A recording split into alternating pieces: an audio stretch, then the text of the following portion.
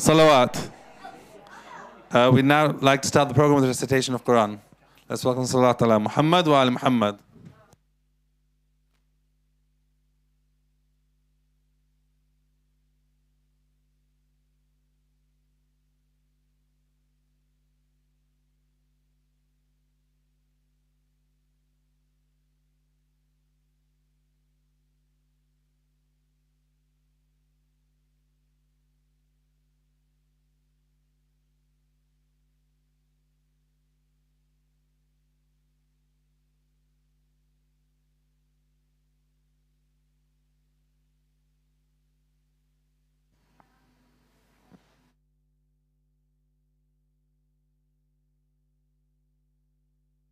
لعلهم يتفكرون هو الله الذي لا إله إلا هو عالم الغيب والشهادة هو الرحمن الرحيم هو الله الذي لا إله إلا هو الملك القدوس السلام المؤمن المهيمن العزيز الجبار المتكبر سبحان الله عما يشركون هو الله الخالق البارئ المصور له الأسماء الحسنى يسبح له ما في السماوات والأرض وهو العزيز الحكيم صدق الله العلي العظيم.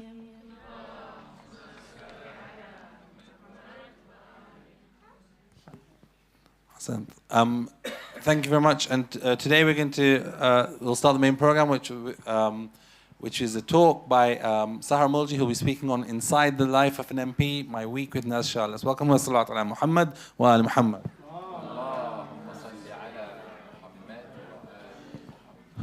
Sahar is a student at the University of Cambridge studying human, social and political sciences. She's a regular member of the community and inshallah we'll be very fortunate to hear more of her insights today. Salawat.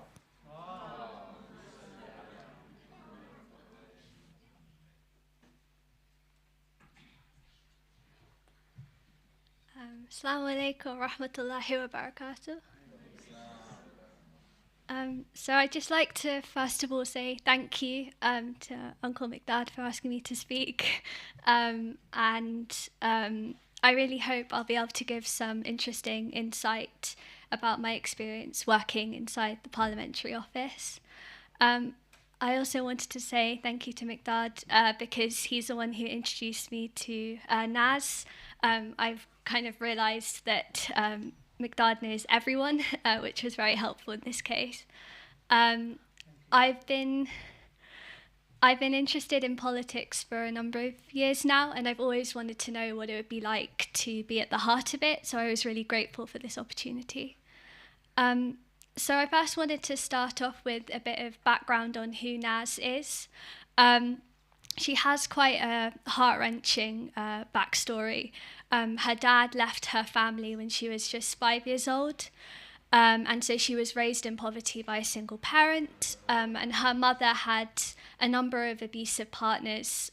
So at just the age of 12, she was sent to Pakistan, where just to escape the home situation, where she had an arranged marriage. And then when she was just 18, her whole life was turned upside down because her mother was sent to prison for the murder of her abuser. And that's what got her into politics. That's what started it all off, the injustices that her mum had been through.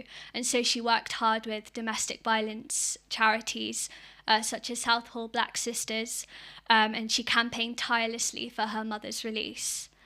So her path to politics was quite unconventional. That's how she put it herself to me. And because of the nature of her childhood, she never had any formal qualifications. So, she developed a lot of skills through leadership and management qualifications, the odd access course, mentors, peer support. And she did a lot of work with mental health before she was then elected to Parliament in 2015. And she's been on the front bench since 2018, and now she's the Shadow Minister for Crime Prevention. And, from my limited time with her, I could see that, when she spoke in like what projects she chose to take on, how she approached those projects, you could see that experience really fueled her. It really shaped the way her politics is now. She described herself as an experiential learner. She learned a lot from campaigning from such a personal issue. And in the conversations I had with her, she always emphasized, like, sort of her soundbite was, taking control of your outcomes, defying statistics, and carving your own way. She always said that, if a door isn't opening, she's knocking it down. And I think that rhetoric is really empowering. A lot of the times in a political context, I do think it can have the opposite effect. It's used by a lot of MPs and politicians to justify maybe very individualized narratives where the blame is placed, like, for poverty and deprivation on the individual who needs to work harder, who needs to take control, who, if they believe and wanted it enough, wouldn't be lining up for food banks. But with Naz, I got the sense that her politics was definitely more nuanced than that. She had this inspiring belief and vow to help people not let their life experiences define them, but understanding from her own experiences that people do need a helping hand, and it's up to the state to give people the support it needs. And that's a nuance I think is missing from a lot of our political and economic culture, even amongst the majority of the current Labour Party. So in terms of my feelings and thoughts, like, coming in, over the last year I felt quite disillusioned with politics, which is quite ironic, seeing as I just started studying it. But, like, don't get me wrong, I've really loved it, and the subject's really opened my eyes up and changed the way I view the world. But in terms of UK politics, in terms of government, in terms of parliament, I don't feel personally represented by either parties. So I came into this, I'd say, quite skeptical of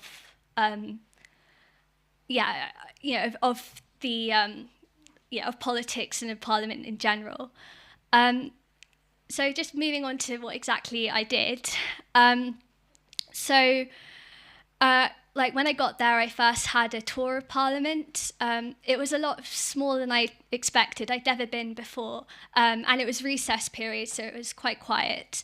And one of the first tasks I was given was responding to constituency inquiries. And that's quite a big task that MPs have to balance along with their parliamentary work.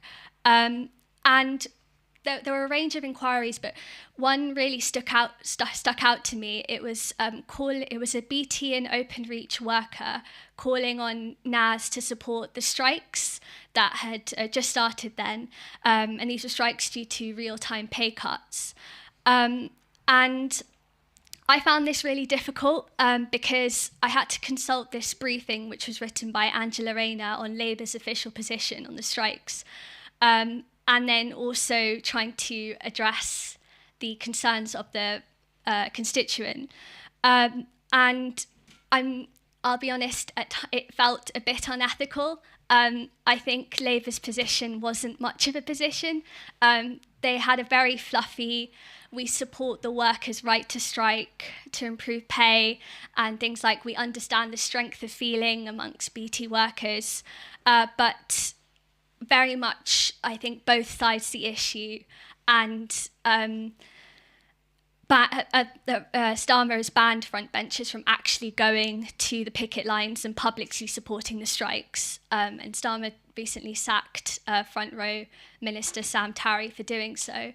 And it's not hard to imagine why. I mean, focus groups are showing that people don't like the strikes, they don't like the disruption, and so people are going to blame unions and anyone who supports them for the disruption. So the idea is keeping away from any association with the trade unions, no matter what. And I felt this unease when that email was received, or when I was asked to do that task. Although no one out in the office outright said it, there was a hint, I think, that Naz or maybe some of her staff didn't maybe principally fully agree with the stance that Labour was taking on the strikes, but Naz had made a decision as a frontbencher that she would much rather keep her position secure and make substantial changes from there rather than throw that away by joining the picket lines.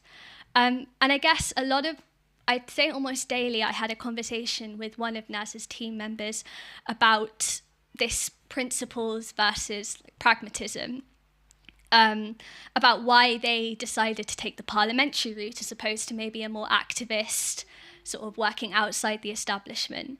And this was one of the reservations I had going in, around like working as a politician, to get to the top, to get elected, where you can make change, you do have to be able to compromise. You can't unyieldingly stick to your principles, or so I was told.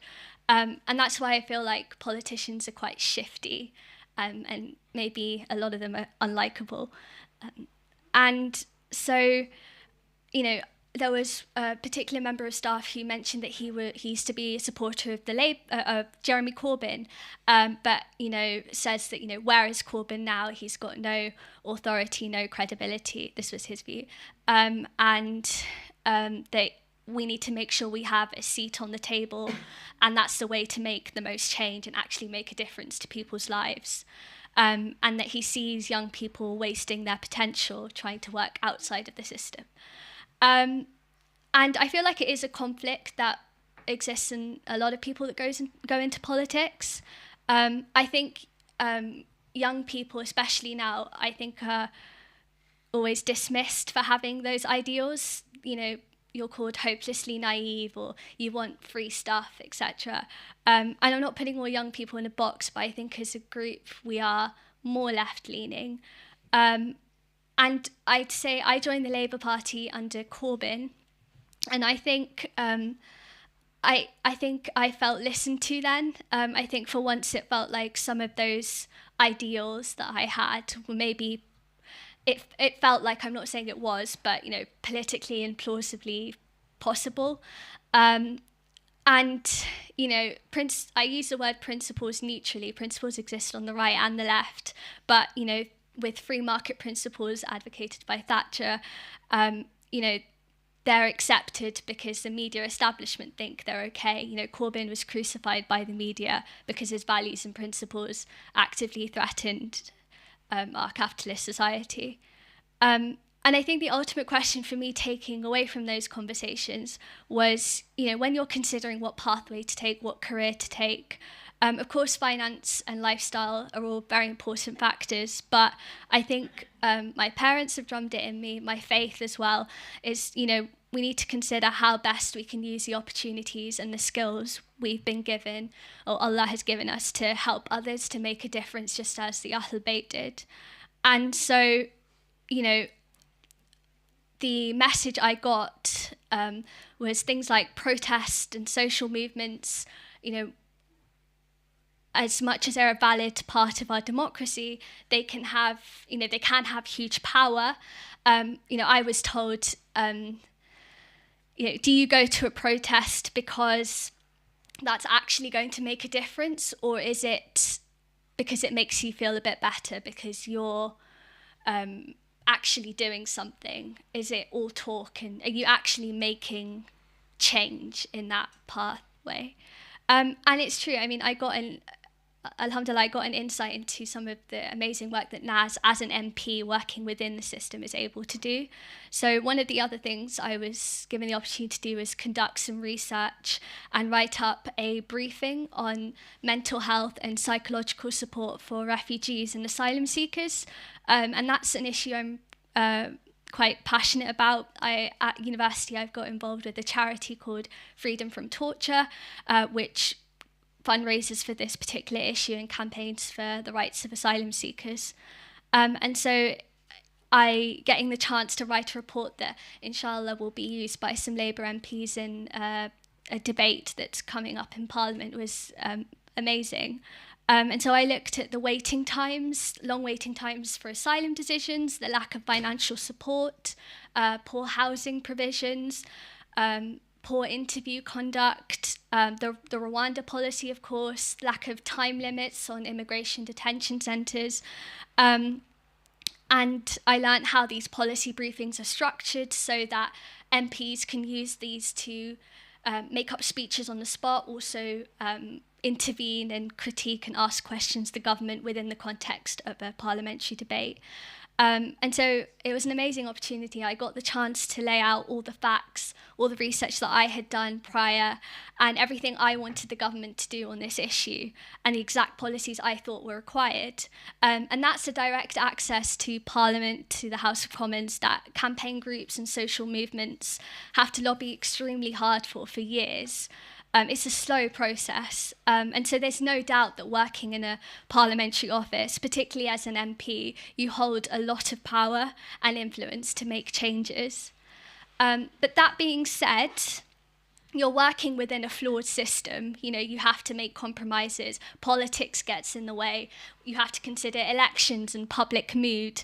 And the problem a lot of the time is that it's the system itself that's the problem. You know, things like climate change. We're not getting the radical change we need because we're working through an institution that's beholden to corporate interests that obviously don't want us to take the changes, the significant changes we needed. So, you know, perhaps, you know, as an MP, you still don't have all the power. And one issue that I discussed a lot with Naz, as she's the shadow minister for this issue, was crime prevention. There's a lot of conservative rhetoric about Labour being soft on crime, especially when it comes to knife crime.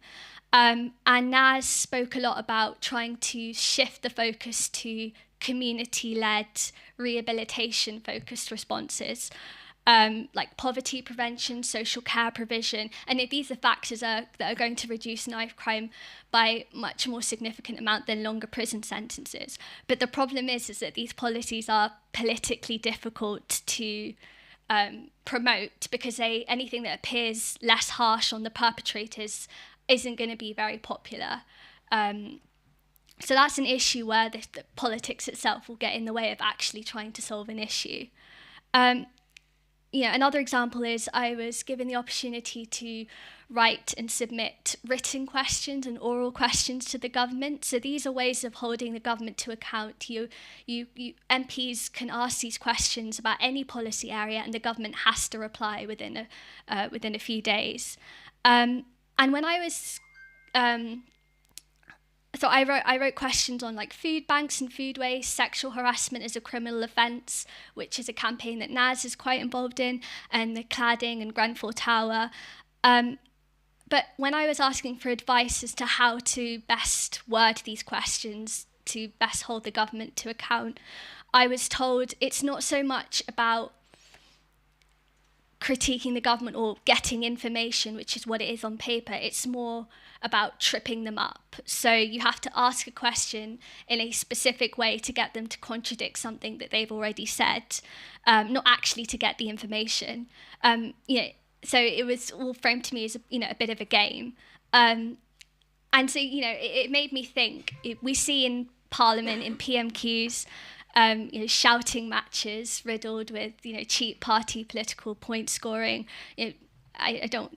I'm citing Tony Blair here, but he said that PMQs were 80% theatre, and there's very much an emphasis on making quick retorts in these debates and trying to mock the opponent rather than actually getting thorough scrutiny of government and policy change.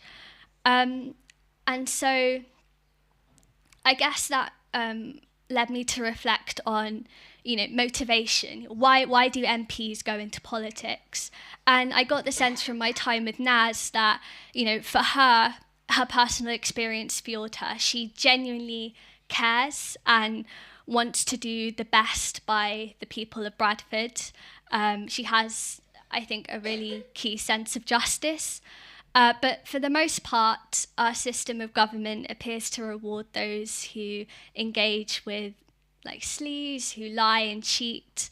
There was a really interesting article that I read for university, which was something like why do we get the wrong like political leaders. It was by Dr. Brian Klaas, I think.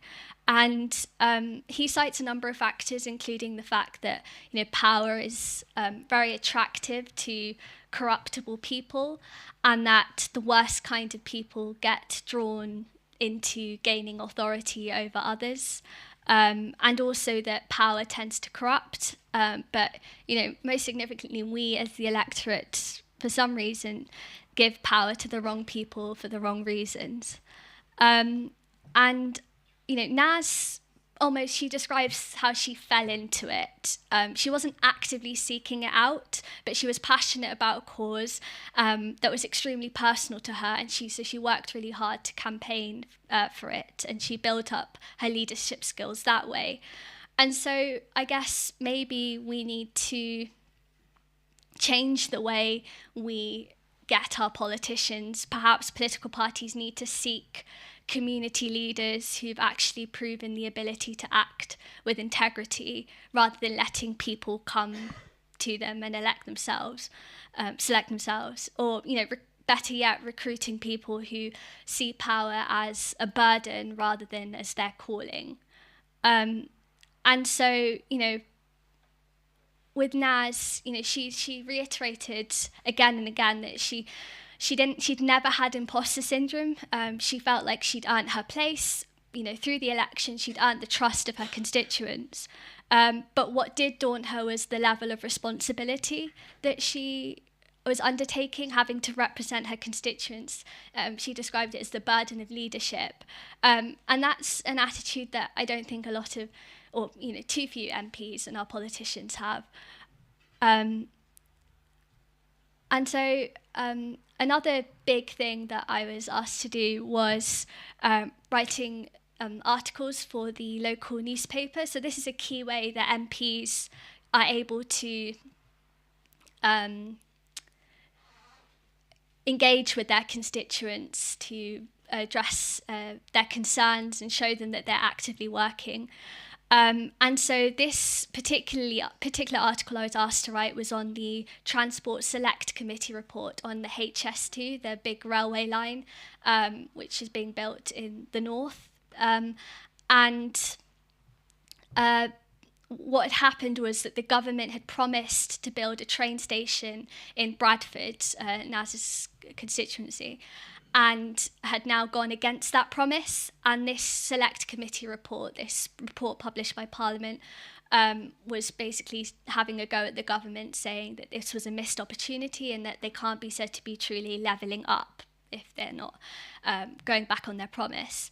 But I really enjoyed writing this article, but I think what was the most interesting bit of it was the comments after it was published. So it got quite a few comments on this local newspaper. One of the first things that was interesting was a lot of the statistics I'd used to describe how this train station was going to have bring in lots of jobs and lots of income, and statistics about Bradford as a city were they were from credible think tanks and the parliamentary report itself, but people were very resolute in their claims that these statistics were rubbish, that this report from Parliament made everything up. And so I think that really points to a fundamental lack of trust in our political systems. The argument wasn't about these facts and then what should we do about them. It was argument over the facts itself. And so it was a complete divide between the people and Parliament, which I think is really growing. Another thing I found was that the lines between local council and national government were very blurred. They're blurred in real life, but very blurred in people's minds. I'll just read a bit of a comment on this article. It says, Naz is just reiterating the same old council line about having a go at the government for all of Bradford's problems. Let's be frank, Labour has largely destroyed the local economy with their mismanagement, poor management and wasted money on projects such as cycle lanes, which no one needs, speed bumps, traffic camera. This article is nothing but a diversion tactic by Labour, smoke and mirrors to divert people from asking the real questions. Labour locally always blames the government for their own failings. So now I'm not saying that this person is wrong. it's true, a lot of councils, both Conservative and Labour, are very inefficient. The bureaucracy is really off-putting, and a lot of them, from the outside, from people like locally, they appear not to be doing anything. But it's also very significant that it's the general national economic policy, 10 years of Conservative austerity cuts to local councils, which means that they're very strained and defunded, which leads to these problems. And I guess the other thing about the comments, which was interesting, well, not interesting, but very, very hard to grapple with, was the hate. So it was just a very short article, but I got stuff like, I was half expecting this disgusting woman to be asking for funds to build a train station in Pakistan, uneducated, anti-Semitic, and then a load of words I won't say. But there was a lot of stuff like that, even worse. And that's not even bad. I showed these to Naz, and she gets awful hate, day on day. And at the beginning of this year, a woman was jailed for death threats against Naz, which caused her family to have to flee in the middle of the night because they were so scared for their safety. And talking to members of staff, I also did a bit of work for their social media, just posting things. But there was a lot of apprehension around like social media and Twitter, and having to be so careful with what they post. Especially since you might have heard of this incident, but a few years ago, Naz completely accidentally liked and retweeted a tweet saying that abuse victims in Rotherham should shut their mouths for the good of diversity. And you can imagine that as soon as it was a complete accident and she unliked it, a few minutes later, it was too late. And as a direct result, a campaign group was established in response with the sole purpose of calling Naz a grooming gang apologist, bringing her Pakistani heritage into it, really nasty stuff. And what was quite surprising shocking was in a Home Affairs Select Committee report, which was published a few months ago, there were research conducted into the amount of hate that MPs receive. And Diane Abbott was the most abused MP, but there was a subcategory called toxic abuse. And Diane Abbott got 8% and Naz got 15%. So, she has, we're not entirely sure what they're defining as toxic, but you could get the scale of the amount of hate that she receives. Another reason why they're so apprehensive about the social media aspect of it is because in 2016 Naz was actually suspended by the Labour Party because she shared a graphic of, it was like Israel's outline, like superimposed on a map of the US, under the headline "Solution for Israel and Palestine Conflict: Relocate Israel to the United States." And she got a huge amount of backlash. Her whip was removed, and she was kicked out of the Labour Party. She apologised profusely and she was reinstated eventually, but I think it's, from what I could tell, it was an incident that really had shaken her and her team. And it means that every time they post something, they get like 5-10 people to check and double check to make sure that there's nothing that could blow up or get the wrong kind of attention. And I think that's something that I found really off-putting about a career as an MP. It's so public. You're in the limelight. Every little thing you do and say is subject to scrutiny. Every aspect of your identity is under review. And that's a really exhausting, all-consuming and quite scary way to live. And so I don't know if I personally would be able to deal with that. Which is why, I don't know if that's a big factor that puts me off going into that. And I guess I think I just wanted to briefly end with just an acknowledgement that I'm quite aware that this opportunity that I got to spend a few days in a parliamentary office was, very privileged. I had access to those spaces at the top, and I wouldn't have met Naz or secured that internship without knowing Miqdad. So I already had a foot in the door without my own merit. And so that's, it's quite sad that, who you know is so important when it comes to trying to achieve your career goals or trying to get your foot in the door. That cultural capital is such a powerful force, and it shouldn't be like that. We don't live in a meritocracy, and we never have. And there's a lot of structural barriers that exclude people from those spaces, and young people's ability to get that experience, to have an insight. And it's particularly sad because it's a political space, and that's really so important for young people of today. We need more people like Naz who have gone through so much, who have had such difficult life circumstances, from less advantaged backgrounds, because it's their insight and experience we need in places like Parliament, in the media, in the civil service, if we want to have, a truly functioning democracy and actually have policies that will create a juster and fairer world. So I think we really need to do more. I think MPs need to do more. I mean, there's definitely progress. There are programmes more than there used to be, but I don't think we're reaching enough of the right people that we need to be. A lot of the time a factor is the disillusionment that a lot of young people have in politics, especially because of their experiences. They might not feel it's for them. And that's definitely something I would like to try and help combat. And I really hope that, inshallah, the MPs will also, and anyone in that field will also try to take more steps to make that, open up and make it more accessible.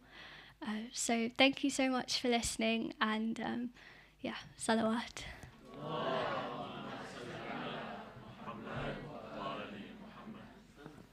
Thank you very, very much. Active, action-packed 1 week there.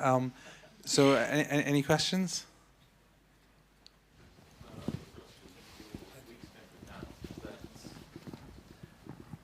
Has that reinforced your intention to go down this route, or has it disillusioned you to the extent that you would never think about it? So I've not actually. I think going in, I was quite.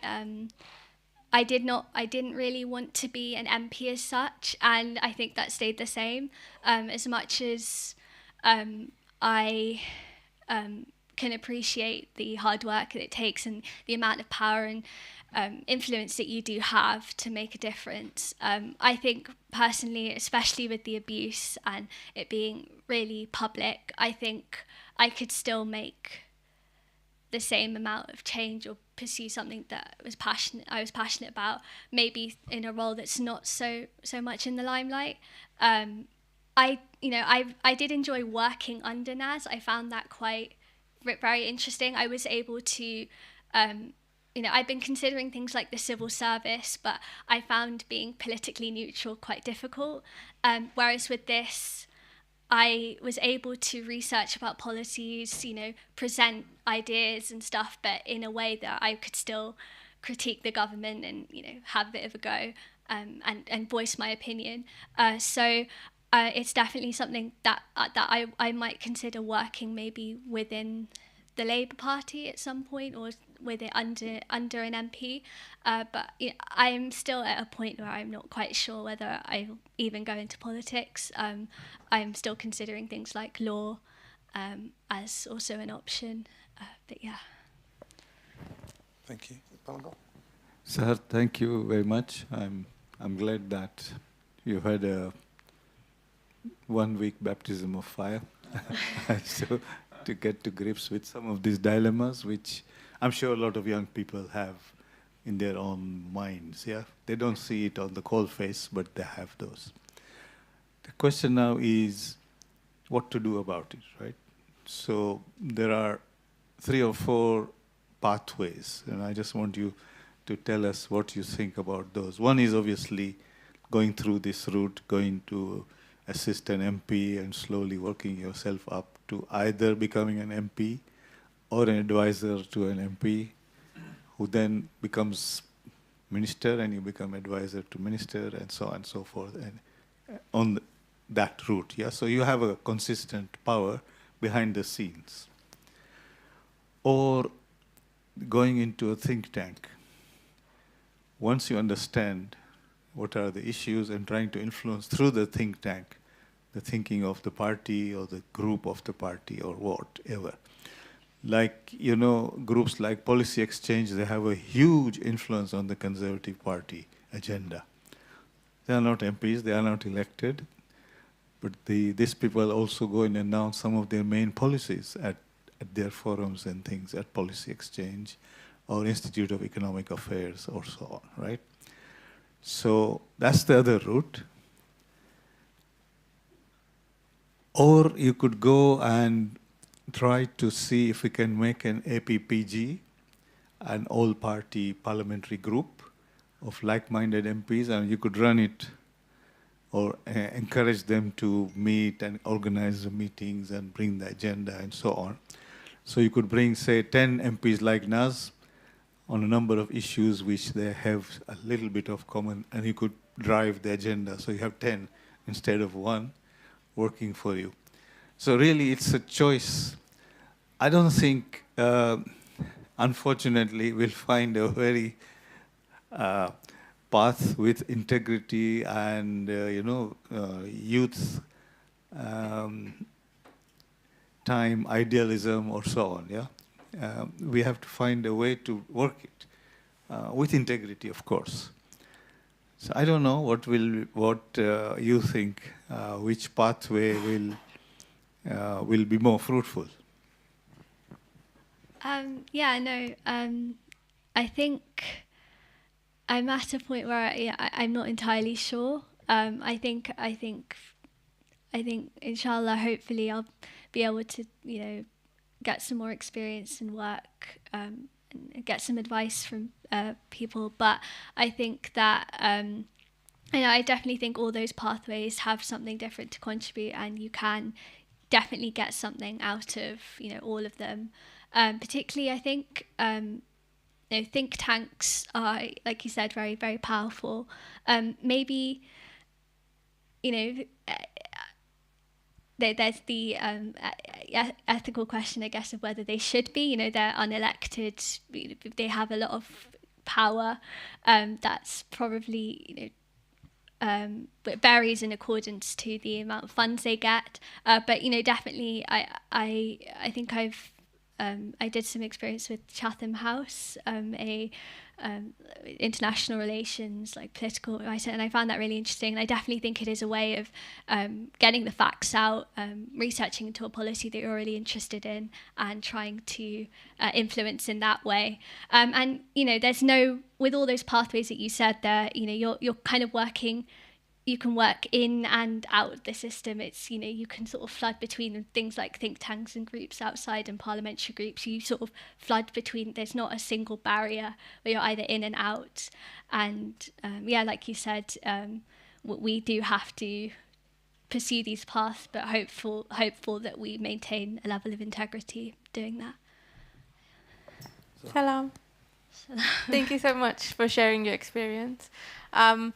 I have a question on what interested you in politics, and perhaps if you have any ideas or experiences to share in getting other people more involved in their own say through the political system, because, like you say, there's not a lot of trust. Yeah. But people are very apathetic about what's happening, what they do have a say in. Yeah. Majority of people my age, I'm not even going to comment on your age, but my age don't even vote. And it really breaks my heart to know that women, for example, fought for their rights, and we have so much power through that. I just wanted to kind of understand where you're coming from. So I guess what got me into politics, I'll be honest, it was a lot to do with my dad.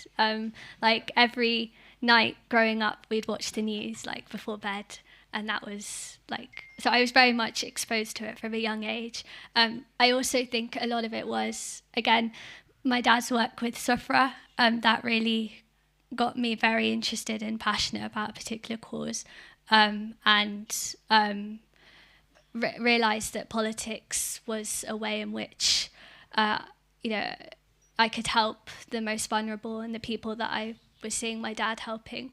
And I guess in terms of what we need to do to get more youth involved, it's really hard. I think for a lot of people, it's so alien. It's just so far removed from everyday life. It's just it's just a different world, and it's not. I get the sense from talking to people, they feel like it's not for them. You know, these people don't care about us. You know, why should we bother? I think, you know, part of it is representation, trying to push, you know, people, trying to make our parliament and make our politics in general just more diverse and representing the voices of everyone. And I guess, you know, having more outreach work from Parliament itself, from MPs, from people, trying to get people to break that barrier, to make it open, to make it accessible, to see people like them in these institutions. I also think we, you know, defining when people say politics, everyone thinks of like Parliament MPs, and it's sort of very scary and just like, not scary, but just very, you know, alien. I think broadening that to show how politics is completely, you know, it's journalism, it's you know, it's government, it's Parliament, yes, but it's so much more than that. You know, there's politics in everyday life. It defines everything you do.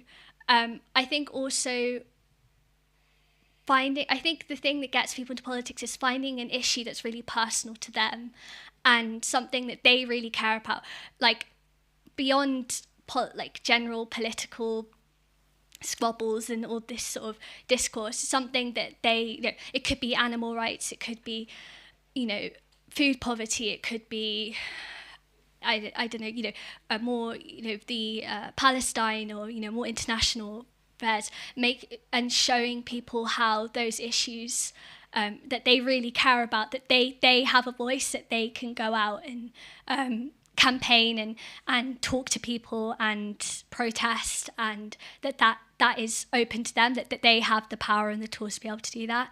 And sorry, I think another thing is, you know, we need to sort out the broader economic like situation. I think you know, you become so disillusioned if you've grown up on like free school meals, you're a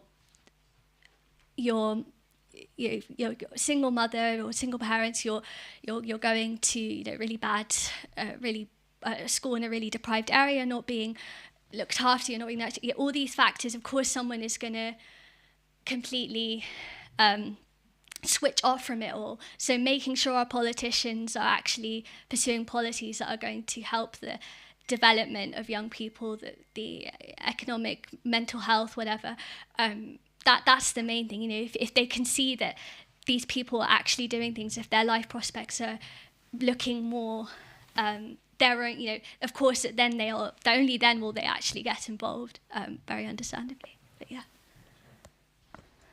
Assalamu alaikum. Thank you very much for the talk. It was great to hear that, and also even better to know that your dad was so much instrumental in getting you to look at that. So the thing you said about the Naz and the that she was her life was in trouble. So it's very eye-opening. I never realized that MPs suffer so badly. I too also joined the Labour Party because of the Corbyn, but obviously, like you said, they didn't allow him to continue, so which is a shame. I watched the PMQ regularly. I thought it was fantastic that the government's supposed to answer to the be responsible or answer to the opposition party. But like you say, it seems to be all theatre and not much answer. So how do the opposition keep the ruling party answerable? How do they do that? If PMQ is not the answer, how do they do that? Yeah, I think there are, our parliamentary system is, I think, quite good in the sense that it does give, a substantial amount of opportunities for the opposition to hold the government to account. You've got, like I said, the questions, written questions that you submit online that the government have to respond to. You've also got things like after, in general parliamentary timetable, the ministers are forced to, they have to give a speech on the policy area and then, a statement, and, MPs can put their names on ballots to be able to then ask questions on those policies within the context. So this is out the context of MPs. You've also got select committees. So these are like committees on each sort of policy area, and they have a mixture of Conservative and Labour and all the different parties, and they look at in detail at very specific policies, very specific issues, and they do months and months of research, and they come up with these really long reports where they sort of raising issues about the policy, etc. And along with these select committees reports can hold hearings where they ask the ministers, other people from other professionals and experts to come in and to be questioned on a very specific bit of this policy. And there's something called the liaison committee, which I think it's a liaison committee, where it's all the heads of the select committees come once, I think it's maybe once a year, and the Prime Minister has to come for basically an interrogation, critiquing and asking lots and lots and lots of questions, which is quite difficult, obviously, and even in the parliamentary bill procedure, you've got these. When a bill is written up, you've got these subcommittees which then have to read the bill line by line and critique and scrutinise it. So there is opportunity definitely for critiques. It's very much influenced by whether the Parliament has how big the majority the government has. Theoretically, if you've got a majority like 80, it's going to be a lot harder to critique because you've got a majority of MPs who are on these committees who are looking at these. The majority of them do support the government politically. But if you have so much stuff, how does the Rwanda thing appear? I think because ultimately the government, as much as maybe a select committee is going to release this report, the government doesn't have to listen. You've got, they don't have, with all of this, they can ignore it. If they've got the political support from the public, if they've got the political support of their MPs, they can push a bill through, even if it's bad, it's completely doesn't make sense, it's awful and whatever,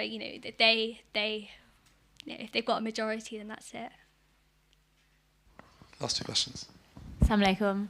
Thank you so much for your talk. It was really, really interesting and very insightful. So thank you so much. Just wanted your opinion, really, on how much... in terms of the Corbyn project, one of the things that they did was they got involved with actions taking place on the ground, right? And use that as grounding for opposition. Whereas now that's not happening so much. So for example, they're not getting involved with the RMT strikes or whatever, as you were talking about. And I was just wondering, you said that Naz Shah said that she wasn't going to get involved with the strikes because she didn't want to lose her position and she felt like she had more power by not getting involved. But how much of a difference do you think, it makes by asking these questions in Parliament, or, you know, putting questions forward or whatever, or kind of tricking the government to make a mistake or whatever, because right now the government makes mistakes or lies and no one really cares, whereas, you know, people do listen to people are looking at the RMT and thinking, wow, they're like standing up for themselves now, and they're getting a lot of publicity, etc. And that is sort of changing opinion. You know, lots of polls have shown that actually more people are now in favor of the RMT strikes, for example, after people started coming out and talking for them. So I was just wondering about how much power you think the opposition really has now, in terms of like, how much of a difference does it really make asking these questions in Parliament or whatever, when no one's really listening? Yeah. No, yeah, I mean, yeah, that's a very good point. I mean, it's all very well trying to push and push and push, but it relates to political apathy in this country. People aren't really watching the news. People aren't really engaging. People, you know, a lot of people still don't really know who Keir Starmer is. You know, and I think it is very difficult where, you know, you feel like when I was doing these tasks, I felt like I was maybe doing something. You know, I was researching about psychological support, and writing all these things for asylum seekers, and writing all these things that I wanted the government to do. But realistically, you know, if it's used by a Labour MP, the government isn't going to adopt any of it. And you know, you're, as an MP, as a politician, you are working within like a flawed system. You're working within a system that constrains you, that you're not going to be able to make maybe the radical changes that you think are needed. And the government, with an 80 majority, and you know, they have a lot of power to just do what they want. And even more than that, you know, they make it's bizarre because, you know, they make so many mistakes, and it's like people's memories are just like, people just like, it's almost become so normalized. So like, you know, this is politics, this is politicians, this is, you know, lack of integrity it's just part and parcel with like what it is. And, you know, Labour wouldn't be any different. It's like the thing, they're all the same. And it's that attitude, it's just that general distrust that means actually the political system doesn't work. Because if everyone just doesn't, if everyone just lets that happen, then, you know, the system itself just stops working. The government can do what they want, and there's no critique, there's no there's no way of making an actual change, which, I mean, it's quite sad and upsetting, I think.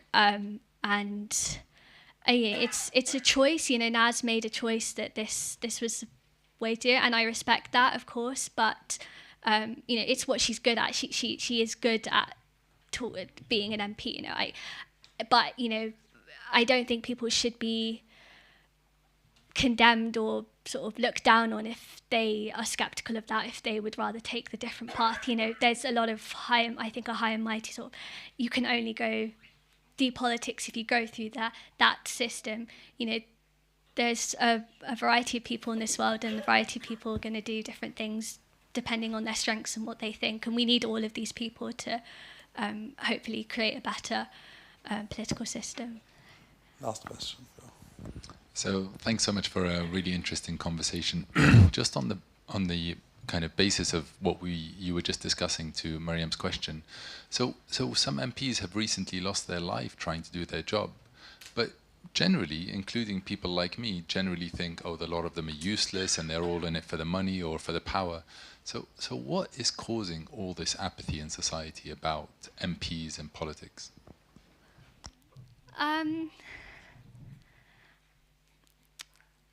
I think it's a number of reasons. I think the general perception of politicians as being in for themselves, I don't think it's, you know, a lot of politicians, I would say, are like that. You know, they're, you know, Boris Johnson wanted to be king, you know, when he was younger. You know, he's, you know, maybe I can't really speak for him, but, you know, it doesn't feel like he's not gone into it because he wanted to make a difference. He's gone into it because he wanted power. That's a lot of the reason why I think a lot of politicians do go into it. They want to have that authority over others. And, you know, but a lot of politicians aren't like that. Like Naz, you know, she genuinely wants to help people. And a lot of people in politics do really want to give it, to make a difference. I think a lot of it is government, especially over the last 10 years, just take policies that are just, you know, austerity, you know, all these, you know, speaking big, making promises, and then completely ripping like the rug off people's feet, you know, leaving people on benefits, you know, struggling to pay their bills. You know, it's the repeated promises and then not fulfilling those promises that people just get fed up at one point, you know. And you know, I think especially there's a general perception. It's not about it's you know, I think it's also about polarization of opinions. I think, you know, we've seen the rise of, you know, populism, you know, with Trump, even with Boris. People are just so fed up of just feeling left behind that, you know, they're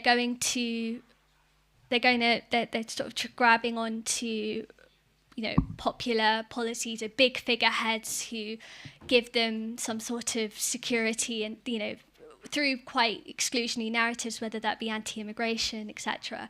You know, a sense in which they're trying to reclaim a past before where they felt that they were in control, they felt listened to, whether that past existed or not. It's a narrative in people's heads that's quite, you know, abused and taken advantage of by a lot of political figureheads. And so you see a rise in trying to find people who are charismatic rather than people who actually are going to adopt the policies required. And so then if you're focusing on people, then the actual system itself, there's a complete lack of trust. You know, you're just focusing on these particular figureheads, and whether they be Labour and Conservative, people will say politicians are the same. You know, it's not a case of party political anymore. It's just a case of politics in general. So yeah, I think those are just some of the reasons. Especially, I think that it's just grown to a scale that it's huge. Thank you very much. There still are other people who have questions, but Sahar will be around afterwards to answer any questions that you may have, hopefully. So thank you very much. Salaat ala Muhammad wa ala Muhammad. Before we finish, just can we recite Surah Fatiha for the following: Kulsum Bai, Hussein Ali Yasaria, Hussein Ali, Hassan Ali Yasaria, Haider Ali Yasaria, and Marhumin of the Yasaria and Walji families, and all Marhumin. Surah Fatiha.